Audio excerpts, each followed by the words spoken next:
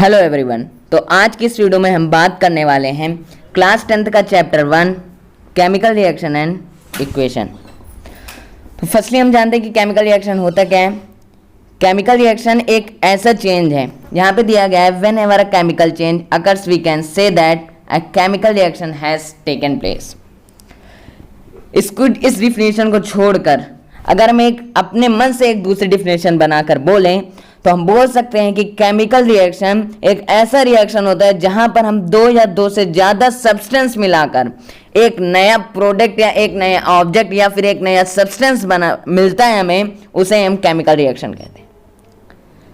तो समझे, अगर हमको इंग्लिश में या बोलना है, किसी से बताना है तो बोल सकते हैं when we combine to or more substance या फिर two or more object and we get a new product substance या फिर ऑब्जेक्ट इस कार्ड एंड केमिकल रिएक्शन। तो यहां पर हम अगर अपने मन से एग्जांपल लें तो जब हम व्हाइट पेपर में ब्लू इंक डालेंगे तो पेपर का कलर बदल जाएगा और उससे हमें एक नया पेपर मिलेगा।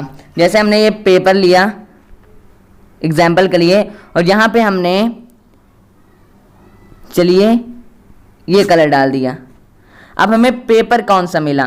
पेपर मिला हमें इस रंग का, पेपर जो मिला इस रंग का मिला। तो क्या हुआ, इस प्रोडक्ट से चेंज होकर हमारा एक नया प्रोडक्ट मिला। तो इसे हम क्या कहेंगे? केमिकल रिएक्शन कहेंगे कि जब कोई दो या दो से ज़्यादा सब्सटेंस मिलाकर हमें एक नया प्रोडक्ट मिलता है तो वो क्या होता है? केमिकल रिएक्शन होता है। तो इतना समझ में आया कि केमिकल रिएक्शन क्या होता है। हम अपने वर्डों में लिख सकते हैं कि जब कोई when are two or more substances are combined and we get a new product is called a chemical reaction। Example के लिए हम ये एग्जाम्पल भी लिख सकते हैं और ये एग्जाम्पल भी लिख सकते हैं, समझे? हाँ, तो केमिकल इक्वेशन, अब केमिकल रिएक्शन तो समझ में आ गया, इतनी बात समझ में आ गई। अब आते हैं केमिकल इक्वेशन पर। इक्वेशन क्या है? A chemical reaction can be express symbolically by using chemical equation. Math में जब हम कोई क्वाड्रेटिक इक्वेशन या फिर कोई चीज पढ़ते हैं, जैसे हमने क्वाड्रेटिक इक्वेशन पढ़ते हैं तो वहां पे फॉर्मूला लिखा था ax² + bx + c = 0। यहाँ पर वह भी ऐसे ही है। केमिकल रिएक्शन में हमने क्या किया? जब दो या दो से ज्यादा सब्सटेंस प्रोडक्ट सब्सटेंस ऑब्जेक्ट या कोई मटेरियल मिलकर एक नया प्रोडक्ट बना रहा है तो वो क्या हुआ? Chemical reaction. अब केमिकल इक्वेशन में हम उसी को सिंबलिक करेंगे, मतलब जैसे हम लेट करते हैं नंबर x, मतलब इक्वेशन को निकालने के लिए हम नंबर x को लेट करते हैं। यहां पर भी ऐसे है। यहां पे केमिकल इक्वेशन कम लिखा गया है, chemical equation can be expressed symbolically by using chemical equation. तो केमिकल इक्वेशन एक ऐसा इक्वेशन आता है, हमने केमिकल रिएक्शन में पढ़ा कि एक नया प्रोडक्ट मिलता है, बस उसका उल्टा ही हम क्या बना देते हैं? उसकी एक इक्वेशन बना देते हैं। जैसे हम कंपाउंड नेम याद करते हैं तो कंपाउंड, उसी कंपाउंड का एक जो सिंबलिक नंबर होता है, जो जैसे एसिटिक एसिड का लिखते हैं CH3COOH, तो उसी फॉर्म में एक सिंबल फॉर्म में लिख देते हैं। जैसे यहाँ पे एक एग्जांपल दिया गया है, magnesium is burned into air to form magnesium oxide can be represented as. अब यहाँ पे एक इक्वेशन दी गई है, मतलब ये इक्वेशन बनी नहीं है, इक्वेशन के फॉर्म में दी गई है, जो कि इंग्लिश में लिखा हुआ है। एक इक्वेशन के फॉर्म में लिखा नहीं गया, बस उसको रिप्रेजेंट किया गया है कि इसको हमें एक इक्वेशन के फॉर्म में लिखना है। बस इसको एक सिंबलिकली यूज करेंगे, इसको एक सिंबल से बनाएंगे तो वो क्या हो जाएगा? हमारा केमिकल इक्वेशन हो जाएगा। Magnesium is burned into air to form magnesium oxide can be represented as. तो देखिए मैग्नीशियम का क्या हुआ? Mg हुआ। बर्न इनटू एयर, एयर दिया गया है तो एयर तो हम जानते हैं कि ऑक्सीजन होता है, तो ऑक्सीजन का फॉर्म क्या होगा? O2 होगा। अब यहां पे दिया air to from magnesium oxide can be represent burn into air to from magnesium, मतलब जब मैग्नीशियम को हमने एयर में बर्न किया, जलाया उसे, तो हमें क्या मिला? Magnesium oxide. यानी मैग्नीशियम ऑक्साइड ऑक्सीजन को मिलाने पर हमें क्या मिला? Magnesium oxide. और मैग्नीशियम ऑक्साइड का हमने यहाँ पे क्या लिखा? सिंबलिक, मतलब सिंबल क्या लिखा है? MgO।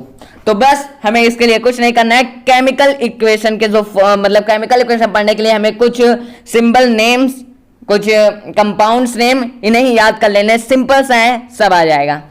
केमिकल इक्वेशन तो समझ में आया कि जब हम कोई इक्वेशन को जो इस फॉर्म में दिया हो तो हम उसको क्या करेंगे, उसका सिंबल लिख के हम उसे रिप्रेजेंट करेंगे, वही है क्या, केमिकल इक्वेशन।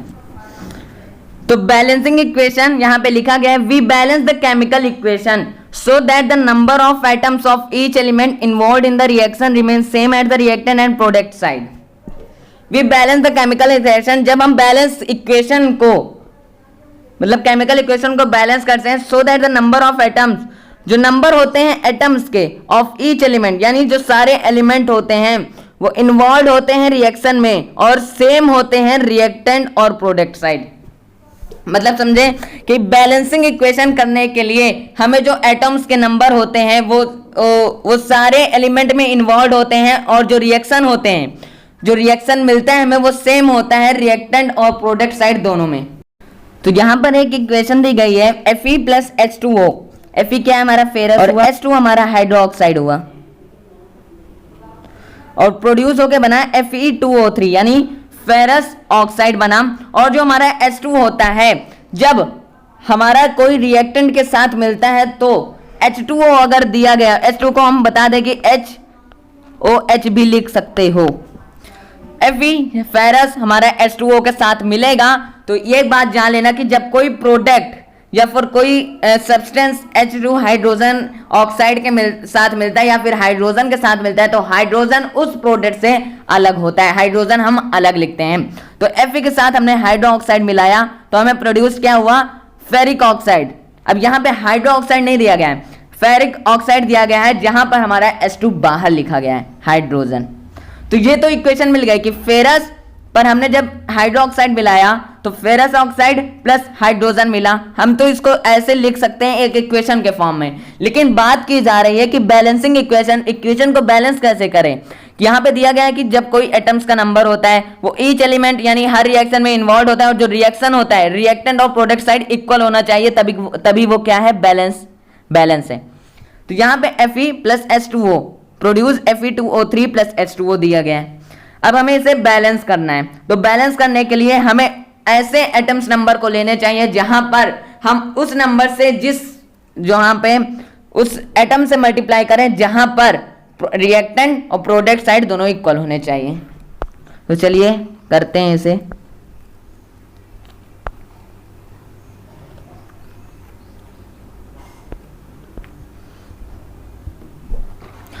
तो यहां पे Fe1 दिया गया है, 1 छिपा हुआ है, 1 को हम लिखते वैसे भी नहीं है चाहे जहां पर भी हो। फिर H2 यहां पे हाइड्रोजन 2 दिया गया है, ऑक्सीजन 1 दिया गया है और यहां पर Fe2, यहां पर Fe1, यहां पे Fe2 दिया गया है और यहां पर O1 दिया गया है, O3 दिया गया है और यहां पर H हाइड्रोजन 2 दिया गया है। तो अभी हम यहाँ पे देखना है कि कौन कौन सी इक्वेशन, जो कौन कौन सा एटम्स हम बैलेंस है अभी हमारा। तो यहाँ पर बैलेंस हमारा क्या है, H2 है, सिर्फ इधर भी H2 इधर भी H2 बैलेंस है। हमें बैलेंस क्या करना है, अब यहाँ पर मैं बैलेंस करना है Fe और Fe फेरस और फेरस ऑक्साइड, मतलब ऑक्सीजन को बैलेंस करना है और फेरस को बैलेंस करना है। तो Fe यहाँ पर 1 दिया गया है यहाँ पर ऊपर और यहां पर 2 दिया गया है। तो पहले Fe को बैलेंस करते हैं। तो यहां पर Fe2 दिया गया है तो हम 2 से जब 3 से मल्टीप्लाई करेंगे Fe को तो 3 Fe हुआ। जब हम 3 से Fe को मल्टीप्लाई करेंगे क्योंकि Fe1 है तो 3 1 जा 3 Fe हुआ हमारा। अब 3 Fe तो हो गया, जब हमने 3 से इधर मल्टीप्लाई किया तो Fe हमारा बैलेंस हुआ। तो 3 Fe प्लस 4 H2O प्रोड्यूस क्या हुआ हमें, Fe2O3 प्लस 4 H2, जो कि ये देखिए अभी हमने उसमें जो केमिकल इक्वेशन में बात की कि हम रिएक्शन इक्वेशन को हम अच्छा बनाने के लिए सिंबल का यूज करते हैं, गैस, लिक्विड या फिर सॉलिड का।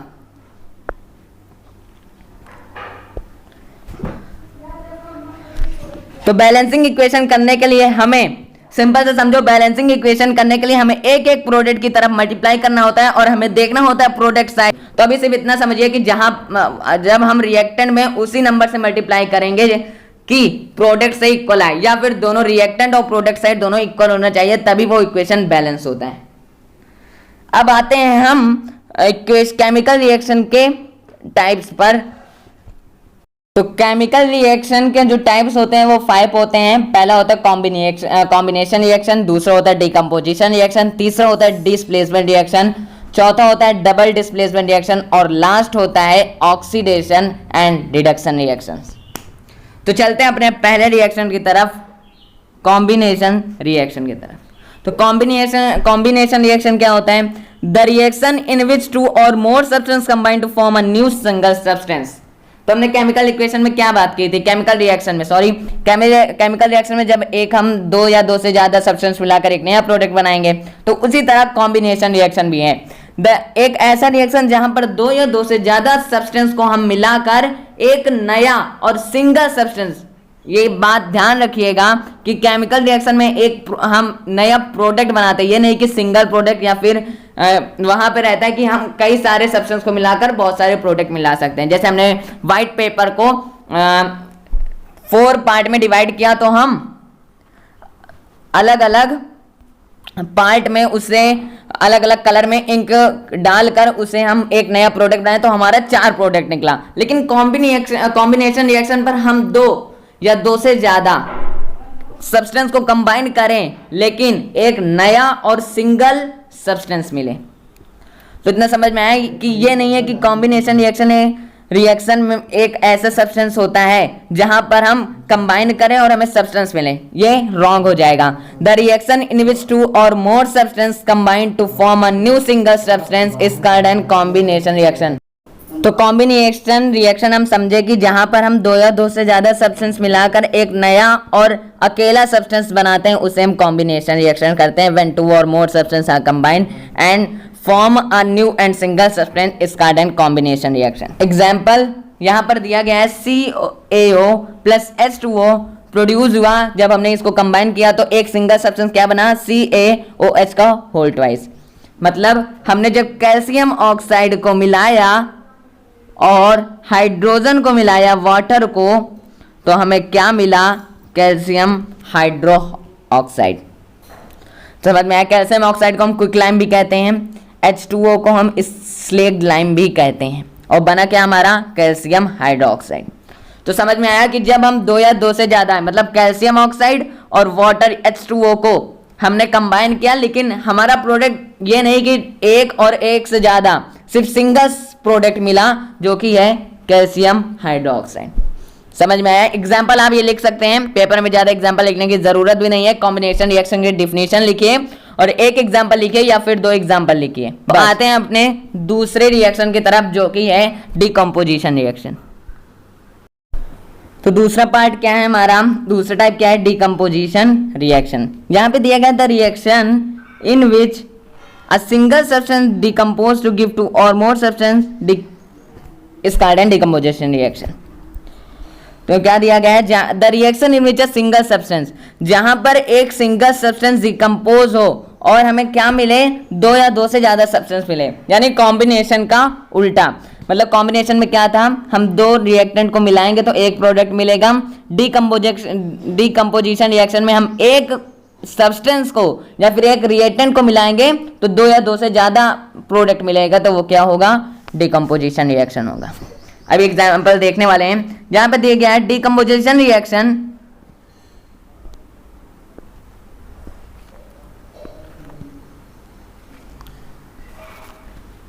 बी आर 3 टाइप्स के होते हैं डिकम्पोजिशन रिएक्शन। पहला होता है हमारा थर्मल डिकम्पोजिशन। थर्मल डिकम्पोजिशन क्या होता है, when a decomposition reaction is carried out by heating. एक डिकम्पोजिशन रिएक्शन एक ऐसा, मतलब थर्मल डिकम्पोजिशन एक ऐसा रिएक्शन होता है जहां पर जो डिकम्पोजिशन रिएक्शन है जब हीट के द्वारा मतलब कैरी किया जाए, हीट के द्वारा लिया जाए और उसे आउट किया जाए, उसे ही क्या कहते हैं, थर्मल डिकम्पोजिशन रिएक्शन। यानी हीट के द्वारा जो हमारे हीट के द्वारा जो कैरी किया जाए एक डिकम्पोजिशन रिएक्शन, जब उसे हीट कर कैरी किया जाए उसे हम क्या कहते हैं, थर्मल डिकम्पोजिशन। तो इतना समझ में आया। अब चलते हैं डिकम्पोजिशन रिएक्शन के दूसरे टाइप पर। हम बात करेंगे लाइटिक डिकम्पोजिशन पे।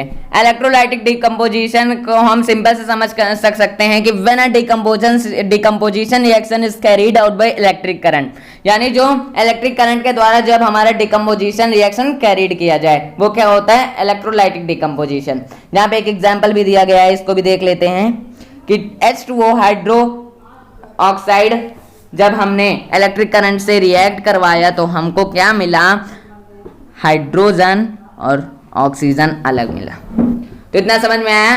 थर्मल डिकम्पोजिशन जो हीट से प्रोड्यूस्ड हो, डिकम्पोजिशन रिएक्शन जब हीट से कैरीड हो, इलेक्ट्रोलाइटिक डिकम्पोजिशन जो हमारा क्या हो, इलेक्ट्रिक करंट से प्रोड्यूस हो, कैरीड हो। अब आते हैं थर्ड टाइप पर, photolytic decomposition. When a decomposition reaction is carried out by light, वहां पे क्या था, इलेक्ट्रोलाइटिक डिकम्पोजिशन में यहाँ पे था इलेक्ट्रिक करंट, यहाँ पर है जब डिकम्पोजिशन रिएक्शन लाइट के द्वारा कैरीड किया जाए उसे हम क्या कहते हैं, फोटोलाइटिक डिकम्पोजिशन कहते हैं। एग्जाम्पल के लिए 2AgCl, सनलाइट से हम इसको रिएक्ट करवाएं तो Ag अलग और Cl2 अलग। समझ में आया। एग्जाम्पल भी लिख लीजिए या फिर नोट कर लीजिए कहीं पर। इलेक्ट्रोलाइटिक डिकम्पोजिशन को H2O के साथ हमने इलेक्ट्रिक करंट के साथ रिएक्ट करवाया तो हमारा H2 अलग O2 अलग। जब हमने 2Ag और Cl को ये 2AgCl जो बोल रहा हूँ ये सब बैलेंस्ड है, इसको हम बैलेंस्ड भी करेंगे तभी ये इक्वेशन बनेगा। हमने क्या बताया अभी, लास्ट एक अलग सी वीडियो आएगी हाउ टू बैलेंस केमिकल, तो समझे। तो हाँ 3 टाइप होते हैं, कौन कौन से, thermal decomposition reaction, thermal decomposition reaction, electrolytic decomposition reaction, photolytic decomposition reaction. Thermal जो कि हीट से कैरीड हो हमारा डिकम्पोजिशन रिएक्शन, इलेक्ट्रोलाइटिक डिकम्पोजिशन जो कि हमारा इलेक्ट्रिक करंट से डिकम्पोज हो, और फोटोलाइटिक डिकम्पोजिशन जो कि लाइट के द्वारा कैरीड हो। तो वो क्या होते हैं, ये 3 पार्ट होते हैं डिकम्पोजिशन रिएक्शन के। तो इतना समझ में आया। अब चलते हैं अपने थर्ड टाइप की तरफ, डिस्प्लेसमेंट रिएक्शन। आप आते हैं अपने केमिकल रिएक्शन के थर्ड टाइप पर, डिस्प्लेसमेंट रिएक्शन पर। The chemical reaction in which an element displace another element from its solution. बात को समझिए। The chemical reaction in which an element displace another element from its solution, मतलब समझे कि chemical reaction जहां पर element displace another element from its solution. Simple से समझे तो देखो, यहां पर एक लड़का बैठा है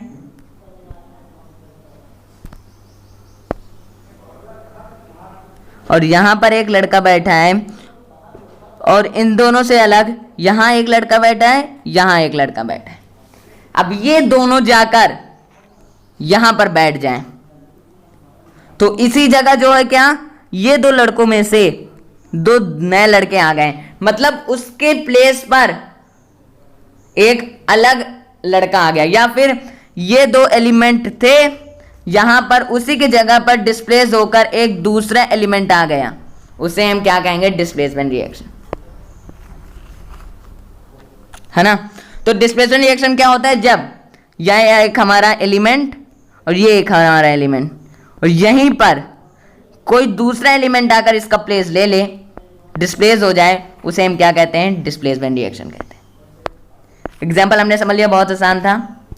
यानी the chemical reaction in which an element displace another element from its solution, यानी उस सोल्यूशन से उसकी जगह ले ले, उससे डिस्प्लेस हो जाए, उसे हम क्या कहते हैं, डिस्प्लेसमेंट रिएक्शन कहते हैं। ब्रो इतना समझ में आया। अब आते हैं एग्जाम्पल की तरफ, दिया गया है Fe जब Fe और CuSO4 यानी कॉपर सल्फेट जब रिएक्ट होगा तो देखो देखो देखो देखो Fe जब ऐड हुआ CuSO4 के साथ, यानी रिएक्ट हुआ, तो SO4 भैया FeO के साथ चला गया कि नहीं, FeSO4 के साथ चला गया और Cu हमारा अलग हो गया। यानी जो CuSO4 है, जो SO4 है, उसने अपनी जगह को, यानी वो जो एलिमेंट है उसने अपनी जगह को दूसरे के साथ डिस्प्लेस किया, CuSO4 Cu के साथ था और वो चेंज हुआ जहां पर कहा अपनी उसने जगह ली फेरस Fe के साथ।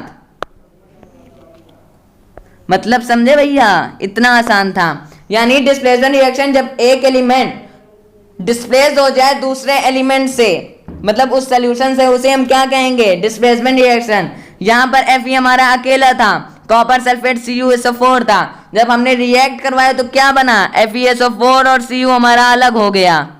अलग हो गया ना। देखो SO4 हमारा किसके साथ चला गया रिएक्ट करवाने के बाद? Fe के साथ। और Cu हमारा कहाँ चला गया? अलग चला गया भैया, अलग चला गया। Fe मतलब Fe हमारा क्या बन गया? FeC फेरस था, SO4 मिला बना आयरन सल्फेट बना। वाह भाई वाह। यानी Fe आयरन हमारा जो है आयरन सल्फेट बन गया। डिस्प्लेसमेंट रिएक्शन समझ में आया कि उस एलिमेंट का, उस रिएक्शन में जो एलिमेंट है दूसरा एलिमेंट उस सॉल्यूशन में आके उसकी जगह ले ले, उसे हम क्या कहते हैं? डिस्प्लेसमेंट रिएक्शन कहते हैं। तो भैया इतना समझ में आया कि डिस्प्लेसमेंट रिएक्शन क्या होता है। अब आते हैं हम लोग किस पे? अरे भैया 4 टाइप पर, डबल डिस्प्लेसमेंट रिएक्शन पर। चलिए आते हैं डबल डिस्प्लेसमेंट रिएक्शन पर। चलो भैया डबल डिस्प्लेसमेंट रिएक्शन की तरफ चलते हैं, जल्दी से फटाक से इसको भी खत्म करते हैं। डबल डिस्प्लेसमेंट रिएक्शन दिया गया है, the reaction in which 2 different atoms or group of atoms are mutually exchanged. समझो भैया समझो, द रिएक्शन एक ऐसा रिएक्शन जहां पर 2 डिफरेंट एटम्स, 2 अलग अलग एटम्स और उस एटम्स का ग्रुप आर म्यूचुअली एक्सचेंज्ड, मतलब म्यूचुअली एक्सचेंज हो जाए, बदल जाए, उसे हम क्या कहते हैं? डबल डिस्प्लेसमेंट रिएक्शन कहते हैं। अभी ऐसा समझ में नहीं आ रहा ना, तो चलिए डायरेक्ट क्या उसमें एग्जांपल को समझ लेते हैं, आसानी से समझ में आएगा। एग्जांपल को देखते हैं, दिया गया है Na2CSO4 सोडियम सल्फेट और बेरियम क्लोराइड। जब हमने उसको रिएक्ट करवाया तो बना बेरियम सल्फेट और sodium chloride. Na2SO4 sodium sulphate, जब बेरियम क्लोराइड को हमने रिएक्ट करवाया तो बना क्या? बेरियम सल्फेट और सोडियम क्लोराइड।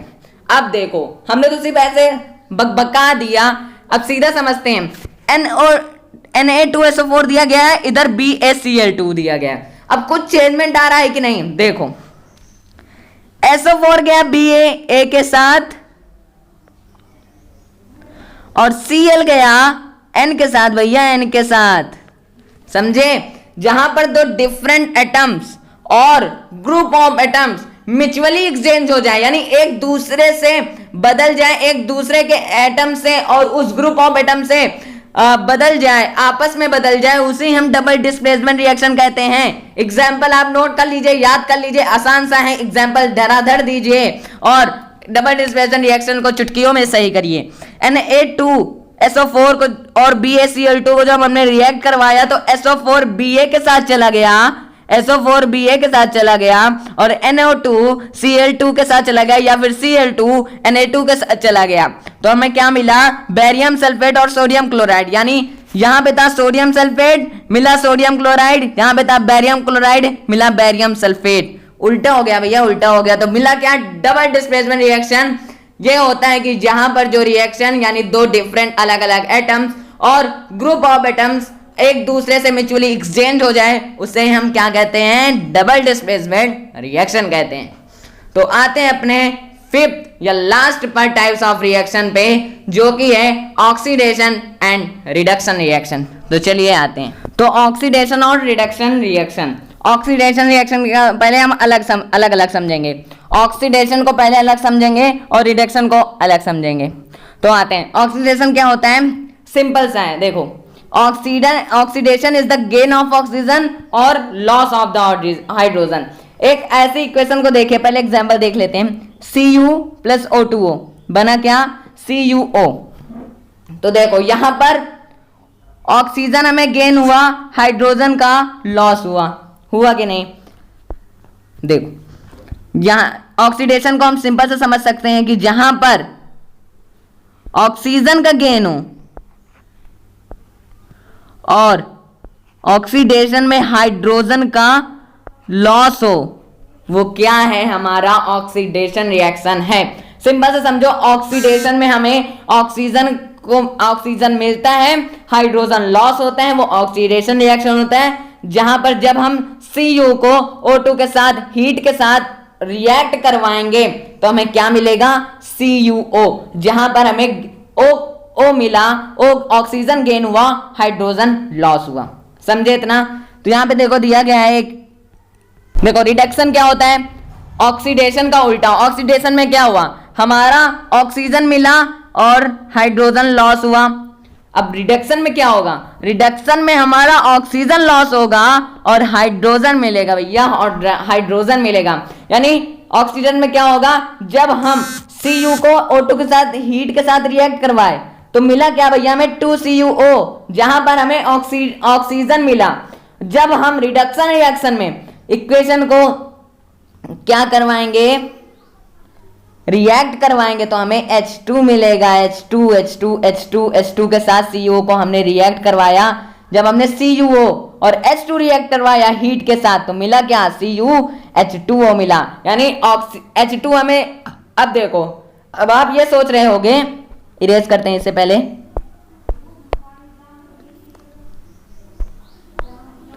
इसको इरेज किया तो अभी आप एक बात सोच रहे होंगे कि यहां पर तो सिर्फ O दिया गया है तो समझ गए कि ऑक्सीडेशन रिएक्शन है, ऑक्सीजन गेन हुआ हमें।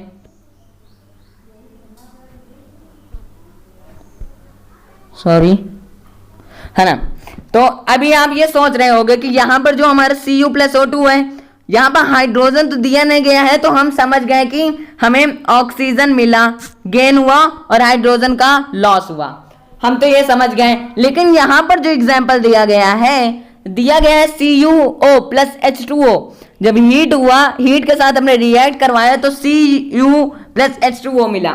लेकिन यहां पर रिडक्शन रिएक्शन में हमने पढ़ा क्या, ऑक्सीजन का लॉस होता है, हाइड्रोजन का गेन होता है। यहां पर तो भैया ऑक्सीजन दिया गया है, ऊपर वाले में हाइड्रोजन नहीं दिया गया है। तो बात को समझिए कि जब हमने Cu को O2 के साथ रिएक्ट करवाया तो CuO मिला, जो कि एक ऑक्सीडेशन रिएक्शन है, जहां पर O हमें गेन हुआ, हाइड्रोजन लॉस हुआ। लेकिन जब हम उसी प्रोडक्ट से CuO को Cu और H2O हीट के साथ रिएक्ट करवाएंगे तो हमें क्या मिलेगा, Cu और H2O मिलेगा। तो समझे? अब देखो, आप सोचे होंगे कि यहाँ पे H2O दोनों किया गया है, फिर रिडक्शन रिएक्शन में लॉस कहाँ हुआ ऑक्सीजन का? अरे भैया नंबर तो देखिए, चार्ज कितने हैं, H में 2 चार्ज है, H2 है और O 1 है, सिंगल है, तो हाइड्रोजन गेन हुआ ना ज्यादा, ऑक्सीजन तो लॉस हुआ। तो समझे रिडक्शन रिएक्शन और ऑक्सीडेशन रिएक्शन। ऑक्सीडेशन रिएक्शन एक ऐसा रिएक्शन होता है जहां पर ऑक्सीजन का गेन होता है, हाइड्रोजन का लॉस होता है, और रिडक्शन रिएक्शन में लॉस होता है ऑक्सीजन का, गेन होता है हाइड्रोजन का। ये समझ लीजिए। देखिए है क्या हमारा कोराइजन और रेंसिडिटी। तो कोराइजन क्या होता है, when a metal is attracted by a substance around it such as moisture, acid etcetera. Corrosion का मतलब सीधा समझो जंग लगना। सॉरी, हिंदी भी सही नहीं लिखी जा रही, जंग लगना। समझे? Corrosion when a metal is attracted by a substance which around it such as moisture, acid. जब कोई सब्सटेंस मेटल अटैक्ड हो, सब्सटेंस मतलब मॉइस्चर और एसिड के द्वारा मेटल पर अटैक्ड हो और वो क्या हो जाता है, खराब हो जाता है, उसमें जंग लग जाता है, उसे हम कोराइजन कहते हैं। एग्जाम्पल दिया गया है reddish brown coating and iron, black coating and silver. देखो आयरन में ब्राउन रेडिश हो जाता है, सिल्वर में ब्लैक कोटिंग हो जाता है। तो क्या होता है, जब मॉइस्चर, एसिड और कई सारे और सब्सटेंस से जब हमारे मेटल पर अटैक्ड होता है तो वो क्या होता है, उसमें जंग लग जाते हैं, उसका जो कलर है वो बदल जाता है, उसे हम क्या कहते हैं, कोराइजन कहते हैं। इतना समझ में आया? अब आते हैं अपने लास्ट टॉपिक पर, रेंसिडिटी पर। When fats and oils are oxidized, they become rancid and their smell and taste change. Acidity means होता है